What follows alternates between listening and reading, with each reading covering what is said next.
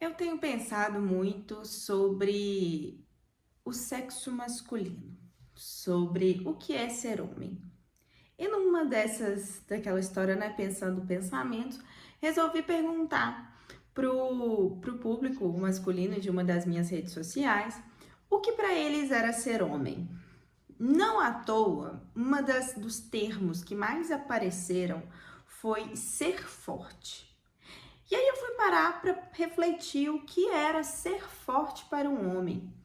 E percebi que o ser forte deles está muito mais associado a uma resistência do que uma resiliência.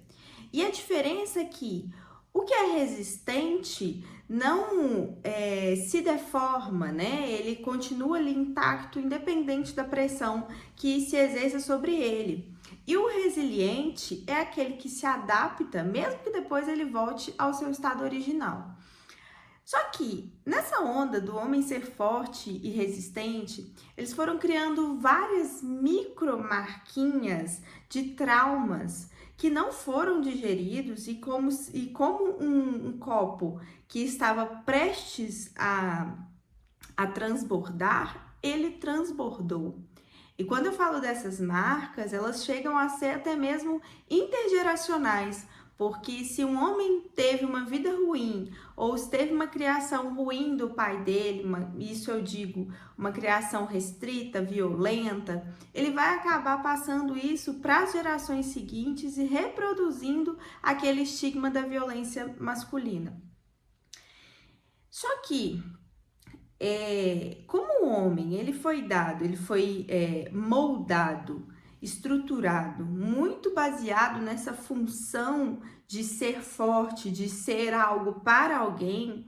Quando a gente chega num ponto social de que as pessoas mais dependentes dos homens, que até então eram as mulheres, né, nas sociedades há poucos anos atrás, né, questão de 50, 60 anos atrás no máximo, as mulheres ainda eram muito dependentes do homem. Então, o homem ele sempre tinha aquela questão de ser forte para alguém. A partir do momento que as mulheres passam por essa transformação social e passam a não depender mais dos homens, eles ficam sem função. E é por isso que está havendo essa crise de masculinidade da maneira como nós estamos vendo.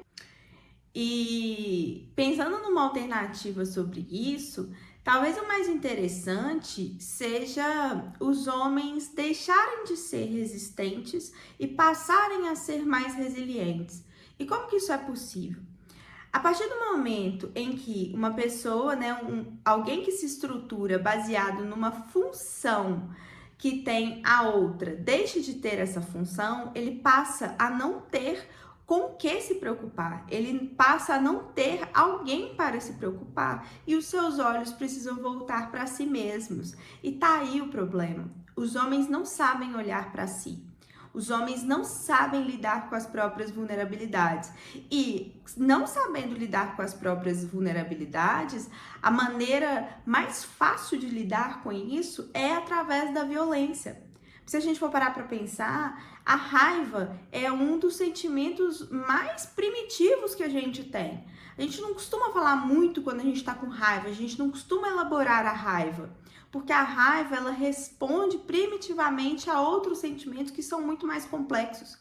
Então, os homens respondem a esse vazio com raiva, com violência e principalmente, né, que é pelo que a gente tem visto hoje em dia, por discursos de ódio muito latentes, por discursos de ódio muito radicais, que a gente, né, tem aí percepção das comunidades Red Pill, Incel, que acabam disseminando esse ódio em relação às mulheres, justamente porque elas não precisam mais deles.